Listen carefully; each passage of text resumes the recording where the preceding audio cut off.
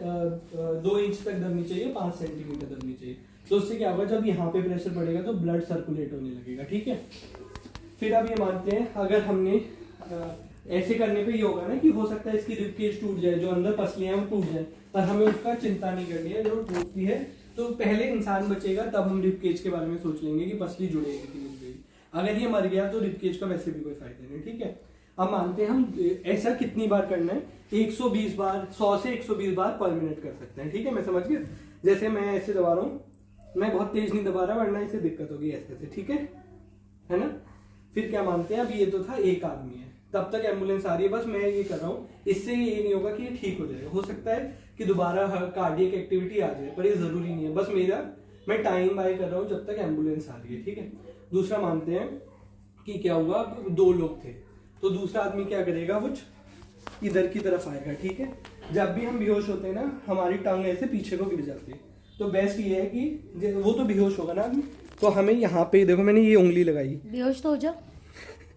ये मैंने यहाँ पे चिन के एंगल पे लगाई, और मेरी कोशिश ये थी, मुंह ढीला छोड़ो, कि ऐसे करके इसको आगे की तरफ लाऊंगा मैं, है ना।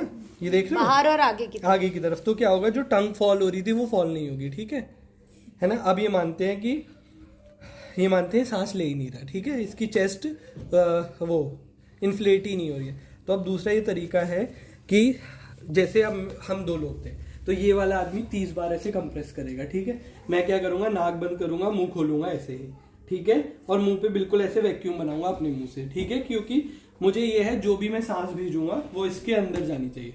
और मैं ऐसे फील करके, ऐसे बंद करके पूरा अपने जैसे प्रेशर से डालूंगा जिससे इससे लंग्स में जाए।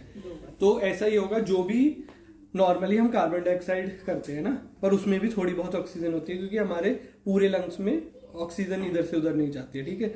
इसके पास पहुंचेगी, है ना, इसके पास पहुंचेगी, अब लंग्स में पहुंच गई। जब मैंने ये दबाया तो जो ऑक्सीजन थी अब वो बॉडी में भी पहुंच रही है, ठीक है। यही पूरा सीपीआर होता है।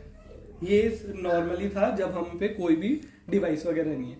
हम मानते हैं हम पे आईवी कैनुलेशन वगैरह भी है, तो फिर हम क्या करेंगे, अगर और भी लोग हैं तो एक से कहेंगे कि आईवी लाइन लगा लो, फ्लूइड स्टार्ट कर दो, ठीक है। और हमें कैसे पता लगेगा कि हम सीपीआर अच्छा कर रहे हैं कि नहीं, तो पल्स ऑक्सीमीटर होता है ना, SpO2 लगा देंगे। SpO2 में 2 चीजें देखी होंगी, दिखा दो। एक तो ऐसे वेव बनती है ना,